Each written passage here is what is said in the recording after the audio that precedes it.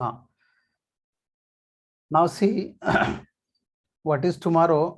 What you will do? You will learn yesterday topic, that is electromagnetic induction total. We are going to cover MCQs on that. ठीक आहे ना tomorrow. आता electromagnetic induction जो chapter आहे त्याचाच हा next part आहे. ठीक आहे ना, सिमिलर चॅप्टर आहे, फक्त 2 पार्ट केले आपण त्यामध्ये. आपण म्हणजे मागच्या वर्षी एक जेव्हा सिलेबस चेंज झाला ना, त्या अगोदर इलेक्ट्रोमॅग्नेटिक इंडक्शन आणि एसी सर्किट एकच होता. आता फक्त त्याने 2 पार्ट मध्ये त्याचं डिव्हिजन केलंय. ठीक आहे ना, otherwise chapter is same, concept is same. So AC circuit, ठीक आहे. तर आपण जो बघितला, what is the value for EMF, E equal to E0 sine omega t. ठीक आहे ना. So this is nothing but AC circuit, AC EMF. तर त्याचं सिंबल असं असतं मित्र, this is the symbol of that AC circuit. ठीक आहे ना, असं सिंबल आहे. तर E equal to E0 sine omega t. ठीक आहे ना, this thing we have seen. तर हा जो ईएमएफ असतो, this is nothing but AC. Now what is the AC? AC मध्ये जसे आपले आता जे आपले डोमेस्टिक अप्लायन्सेस आहे, टीव्ही असेल, फॅन असेल, ठीक आहे ना, ट्यूबलाइट असेल, ओके. तर हे सगळे ऑपरेट होतात एसी वर, एसी करंटवर. ठीक आहे ना. डोमेस्टिक अप्लायन्सेस, आपल्या घरातील जे काही आहे, फॅन, ट्यूबलाइट, ठीक आहे ना, फ्रीज, वॉशिंग मशीन, हे सगळे जे ऑपरेट होतात त्यासाठी एसी ची गरज असते. एसी म्हणजे एसी करंट, अल्टरनेटिंग करंट. ठीक आहे ना. So it depends upon alternating current. तर अल्टरनेटिंग करंट काय होतं असतं मित्र, जो सप्लाय असतो स्टँडर्ड 230 वोल्ट आणि 5 एम्पियर करंट. ठीक आहे ना. तर कधी कधी जे लाईट डीम होते की नाही मित्र, तर डीम लाईट जर झाली ना, तर तो voltage direct 70 volt, direct 50 volt, 60 volt, 40 volt पर्यंत असा रिड्यूस होतो, एकदम कमी होतो. म्हणून आपल्याला जी लाईट आहे ना, ती थोडी डीम वाटते. कधी कधी आपला टीव्ही पण स्टार्ट होत नाही. ठीक आहे ना, त्या डीम लाईट मध्ये. तर त्याला आपण एसी व्होल्टेज असं म्हणतो. क्लिअर ना. So that is the AC. So AC voltage काय होत असतो, कमी होत असते. त्याची व्हॅल्यू ना फ्लक्च्युएट होत असते, maximum to minimum, minimum to maximum. आणि एसीची जी इंडियन स्टँडर्ड आहे, ठीक आहे ना, इंडियन स्टँडर्ड जी फ्रिक्वेन्सी आहे ती आहे 50 हर्ट्ज एसी. ठीक आहे ना. तर जेव्हा पण फ्रिक्वेन्सी विचारला जाईल तुम्हाला, तर एसी ची फ्रिक्वेन्सी किती असते, 50 हर्ट्ज. आता डीसी म्हणजे काय, डायरेक्ट करंट. ठीक आहे ना. What is a DC? It is a direct current. DC म्हणजे काय झालं तुमचा, direct current. Okay, DC it is a direct current. आता डीसी मध्ये काय होत असतो की जो सप्लाय असतो तो कमी जास्त होत नाही, तो सारखा व्होल्टेज त्याला असतं. म्हणजे 5 वोल्ट असेल तर 5 वोल्टच असणार, 10 वोल्ट असेल तर 10 वोल्टच असणार. म्हणजे तिथं जो व्होल्टेज आहे तो कमी जास्त होत नाही, म्हणून त्याला डीसी करंट असं म्हणतो आपण, डायरेक्ट करंट. ठीक आहे ना. तर त्याची so that is the difference. आता जो चार्जर असतो मित्र, तर चार्जर आपण एका प्लगला जोडतो, एका सॉकेटला जोडतो आपण, आणि चार्जिंगची पिन आपण इझिली आपल्या हातामध्ये घेऊ शकतो. ठीक आहे ना. कारण त्याचा आपल्याला शॉक लागत नाही. का? कारण त्यापासून जो आउटपुट व्होल्टेज असतो तो कमी असतो, म्हणजे तो फ्लक्च्युएट होत नाही. याचा अर्थ तो कोणतं करंट देतोय आपल्याला, डीसी करंट. ठीक आहे ना. तर एसी टू डीसी करण्यासाठी त्या चार्जर मध्ये काय असतो, रेक्टिफायर असतो. तर रेक्टिफायर हा एसीचं डीसी मध्ये कन्वर्ट करत असतो, rectifier. So it is an instrument which convert AC into DC. तर ठीक आहे ना. जे आता चार्जिंग साठी जो सप्लाय लागतो आपल्याला, तो डीसी लागतो. म्हणून काही ठिकाणी डीसीची गरज आहे, पण मॅक्झिमम आपल्याला एसी सर्किटची गरज असते. तर that is nothing but DC current, direct current. ठीक आहे ना. तर हा डिफरन्स आहे एसी जनरेटर मध्ये आणि डीसी सर्किट मध्ये. ठीक आहे ना? यस. Yes sir. ओके. तर एसी जनरेटर आपण एक फॉर्म्युला बघितला. What do mean by AC generator? तर एसी जनरेटर पासून आपल्याला एक फॉर्म्युला कोणता भेटला? E equal to E0 sine of omega t. तर ई ला काय म्हणतोय आपण? Alternating EMF. कारण त्याची व्हॅल्यू कशी होत राहते? चेंज होते अल्टरनेटिंग ईएमएफ. ठीक आहे ना? आणि E0 ला काय म्हणतो आपण? पीक value of EMF.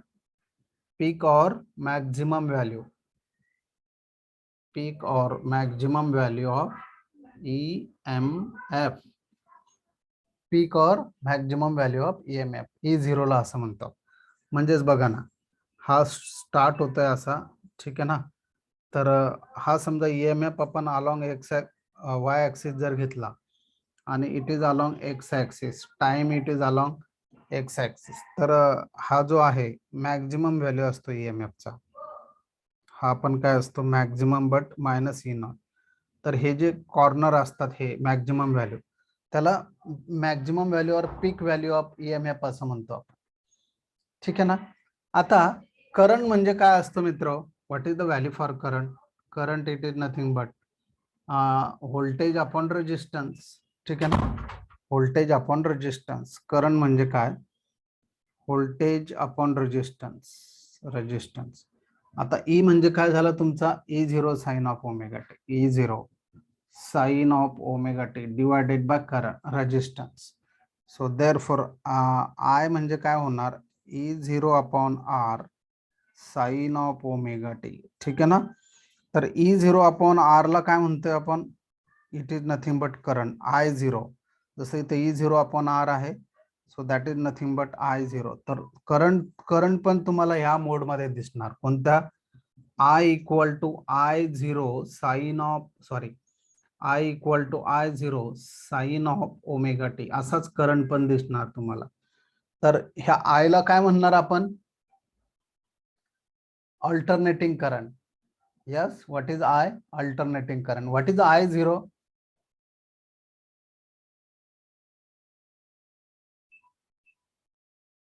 Yes.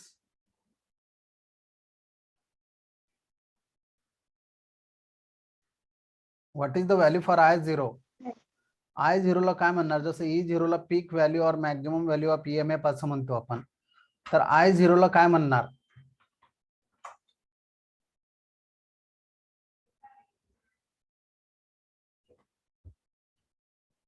Yes, can you listen?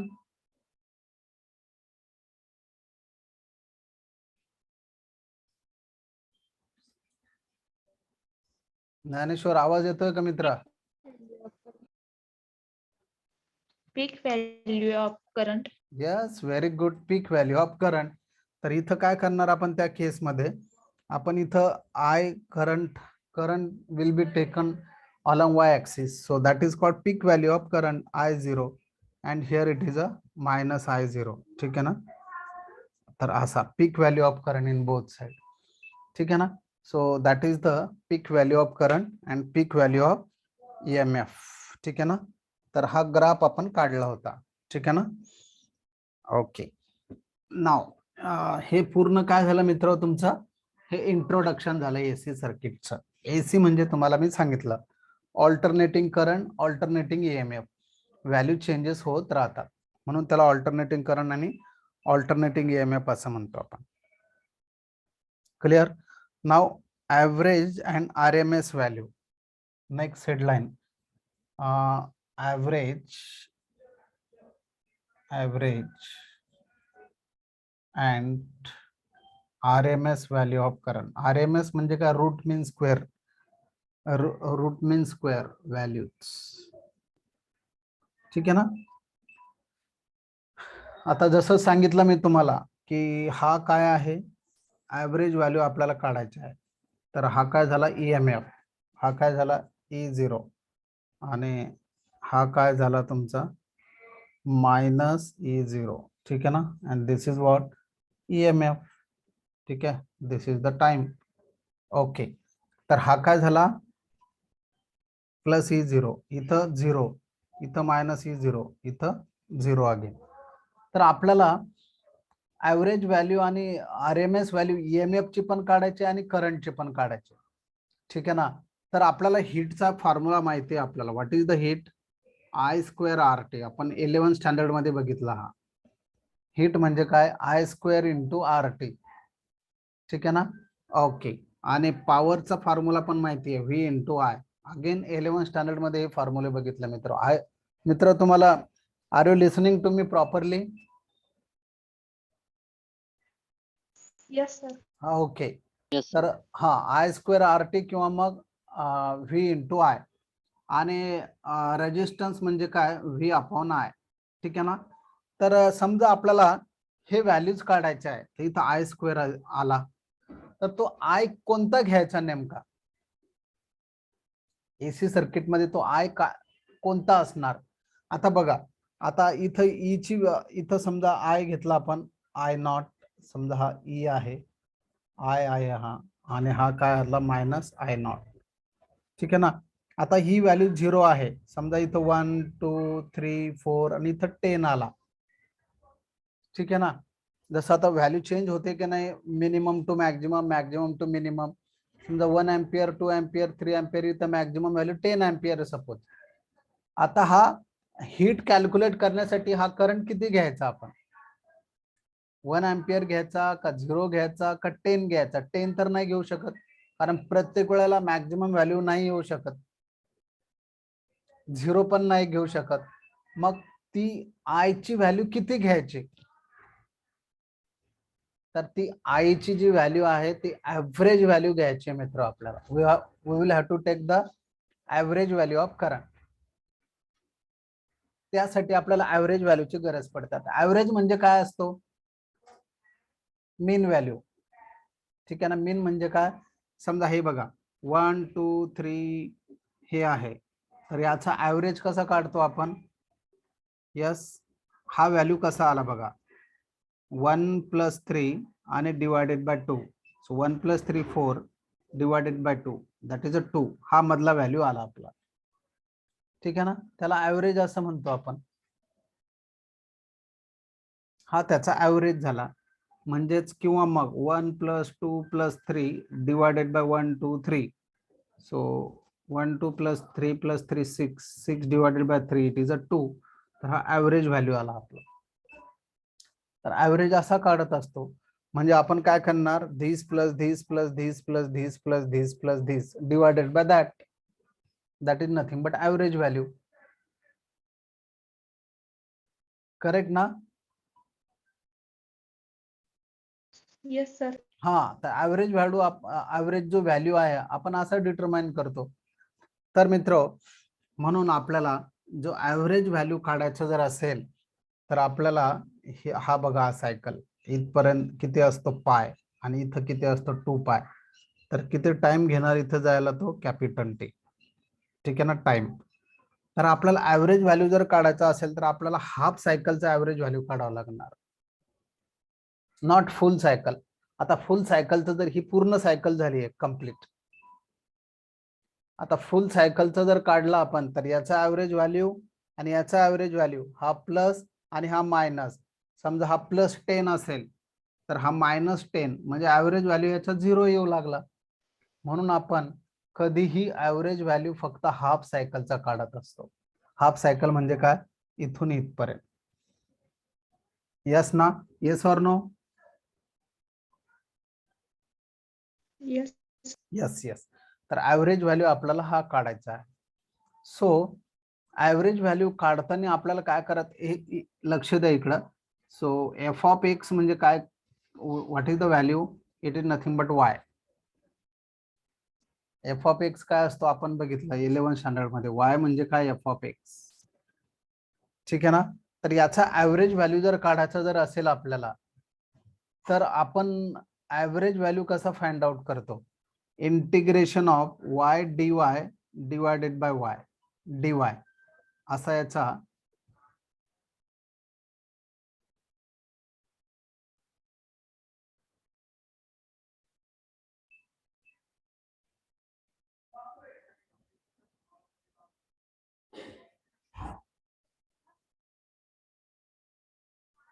Yes, integration of Y D Y divided by Y, असा आपल्याला ऍव्हरेज काढावा लागतो. ठीक आहे ना, असा आपल्याला ऍव्हरेज काढायचा असतो. आता आपल्याला आय ची व्हॅल्यू किती आहे इथं, I0 sine of omega t. So I म्हणजे काय, I0 ओमेगा टी म्हणजे काय असतो, थिटा. ठीक आहे ना, म्हणून आपल्याला ऍव्हरेज व्हॅल्यू जर काढायचा असेल इथं ह्याचा ऍव्हरेज व्हॅल्यू जर काढायचा असेल आपल्याला, जसं आपण असा काढला तसा साइन थिटा घ्यावा लागणार आहे आपल्याला. तो ऍव्हरेज व्हॅल्यू जर काढायचा असेल तर sign theta d theta I average काढायचा आहे आपल्याला. तर sign theta d theta divided bye D theta. So that is nothing but average value of current. कारण करंटची व्हॅल्यू साइन थिटावर डिपेंड आहे, साइन ओमेगा टी वर डिपेंड आहे, है ना. आणि आपल्याला हे काय लिमिट काय घ्यावं लागणार, हा बघा, हाफ सायकल म्हणजे एवढा, हा हाफ सायकल झाला आणि हा फुल सायकल. ठीक आहे ना, तर हा हाफ सायकल झाला, म्हणजे लोअर लिमिट 0 आणि अप्पर लिमिट पाय, कारण हा 0, 90, पाय आणि हा 2 पाय असतो. सो देअरफॉर इथे येणार 0 to pi, here also 0 to pi. Are you getting?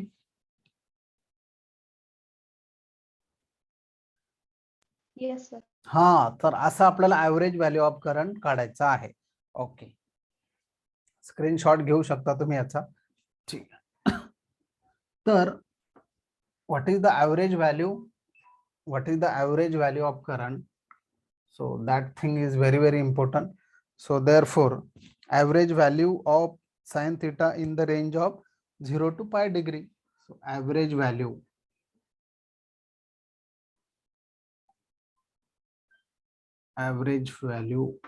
of current. ठीक आहे ना, average value of current. तर इथं काय,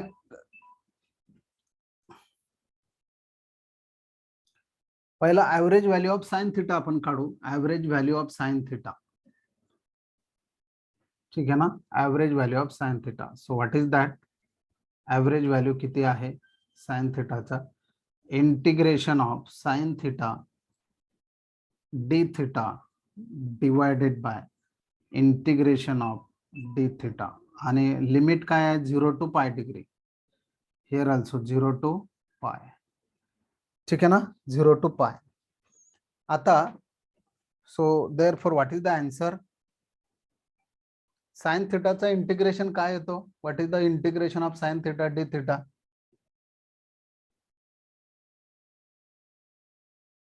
yes, minus cos theta. Minus cos theta. So that is a minus cos theta.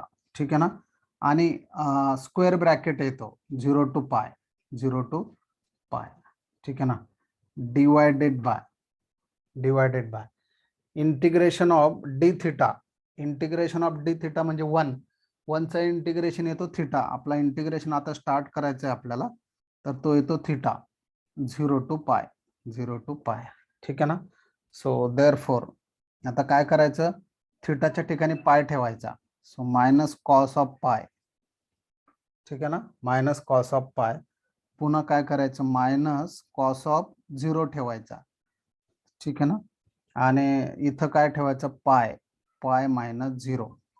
ठीक आहे ना, अप्पर लिमिट ठेवतो आपण. इकडे बघा, मायनस कॉस थिटाच्या ठिकाणी पाय ठेवला, so minus cos pi, minus पुन्हा मायनस आहे, so minus of minus become plus.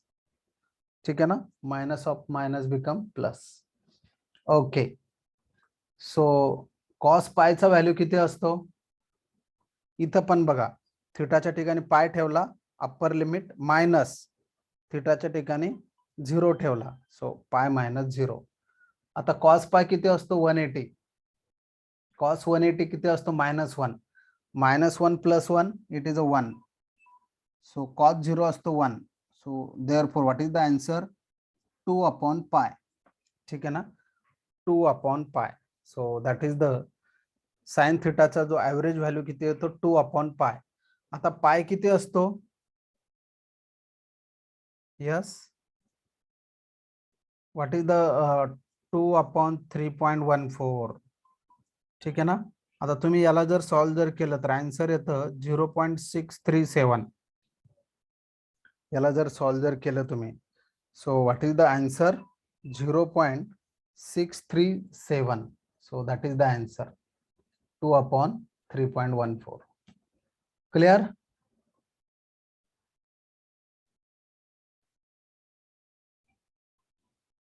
Now, therefore, what is the average value of current?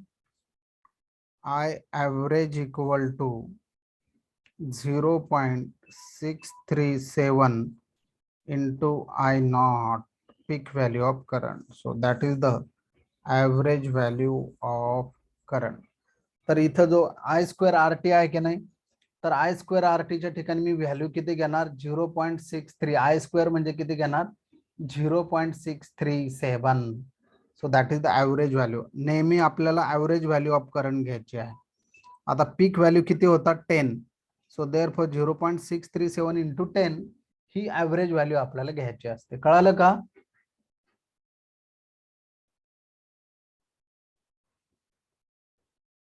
Yes Pallavi. Yes, sir. हा, समजा इथं 20 जर Yes, असेल, हा इथं 20 असेल, तर ॲव्हरेज व्हॅल्यू किती येणार मग?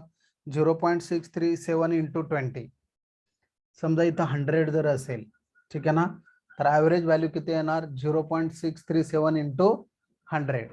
I0 आहे ना, I0 म्हणजे 100.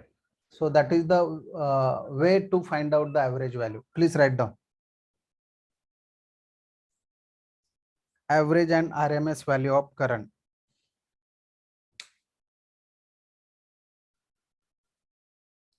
Write down the average value of voltage or current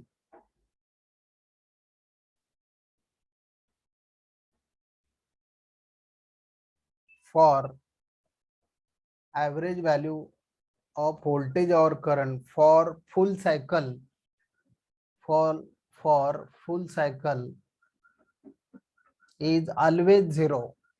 है ना? हे बघा, 100 minus 100 0 is always 0.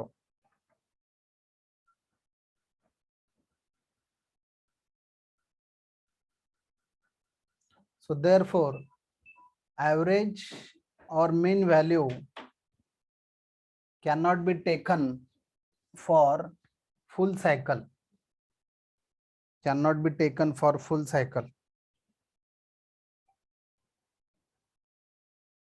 cannot be taken for full cycle.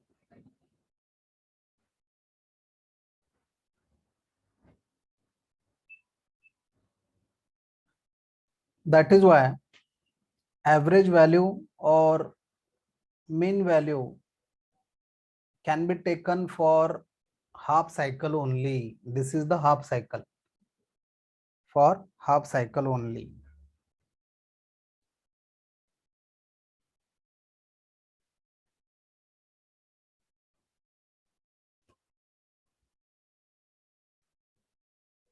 Write down.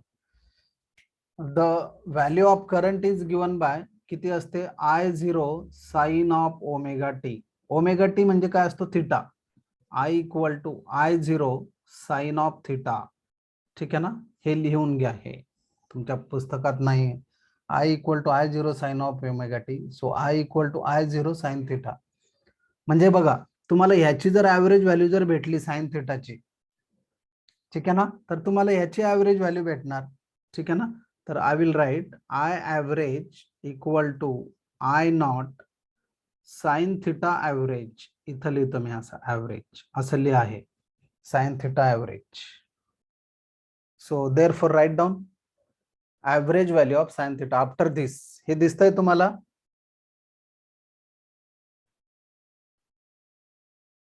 Yes or no? Clear नाही दिसत sir.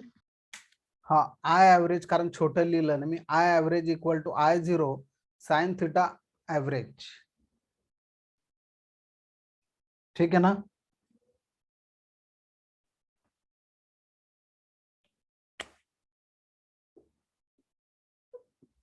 हे बघा, आय म्हणजे काय असतो? I0 sine of omega t.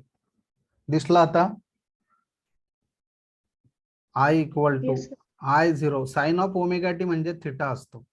So I average म्हणजे काय येणार? I0 into sine theta average, म्हणून साइन थिटाचा ॲव्हरेज आपल्याला सुरुवातीला काढावा लागणार आणि मल्टिप्लाइड बाय आय नॉट म्हणजे आय ॲव्हरेज येणार. क्लिअर ना? Yes, sir. यस. म्हणून लिहा इथं average value of sine theta, this is the average value of sine theta, असा काढतो आपण average. Right down this thing, this one 2/π पर्यंत आणि हे पूर्ण लिहा. हा ॲव्हरेज आहे साइन थिटाचा ॲव्हरेज.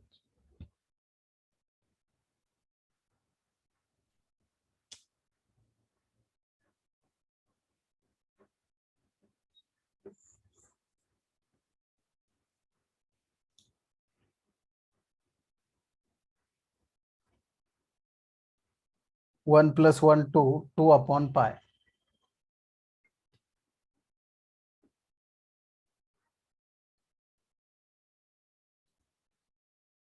हा, तर similarly E average equal to किती होणार मग 0.637 इंटू ई नॉट. तर हा फॉर्म्युला आपण बघितला. ठीक आहे. So next thing that is root mean square और RMS व्हॅल्यू ऑफ व्होल्टेज और करंट. तर मित्र आता हे आपण नवीन रेकॉर्डिंग तयार करू. 2 मिनिट्स राहिले फक्त. So root mean square velocity for that you will have to rejoin within 2 minutes. 2 minute मध्ये तुम्ही पुन्हा रिजॉईन व्हा. चालेल ना? Yes, sir. Okay okay. हो